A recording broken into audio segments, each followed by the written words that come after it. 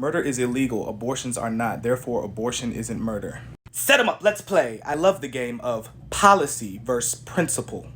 You are correct in your assertion that murder is illegal.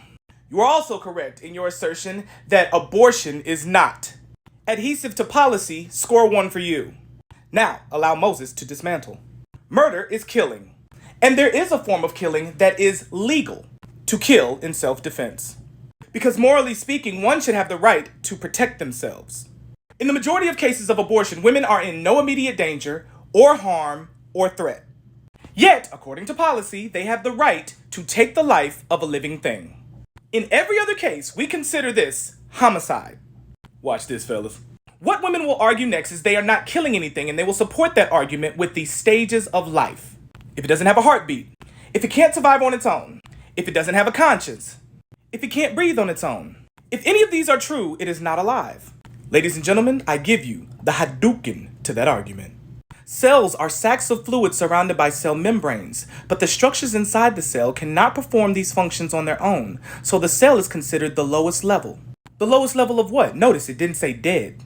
Each cell is capable of converting fuel to usable energy. Therefore, cells not only make up living things, To add, your cells have metabolic enzymes that break down proteins, fats, and sugars into energy packets that can be used to build and regulate the cells. Another key aspect of being alive is being able to reproduce. As we know, the only cells that don't reproduce are ones that are dead. And for the first 12 hours after conception, the fertilized egg remains a single cell. After 30 hours or so, it divides from one cell into two. This process repeats itself continually, forming a human being inside the womb.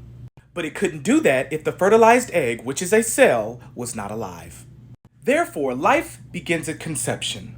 If not in self-defense, is killing right or wrong? The law would say it's wrong, and it calls it murder. And murder is a type of homicide. And this is how you know the callous of abortion is not righteous principle.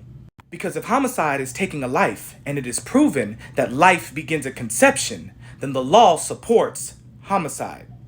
It just decides not to call it murder. Ergo, those that support abortion also support homicide.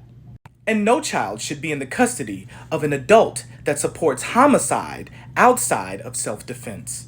And that, ladies and gentlemen, is how you dismantle the pro-abortion argument and expose the distinction between those that intend to be righteous and those that lack a moral compass and integrity. And integrity is predicated on principle. Bars.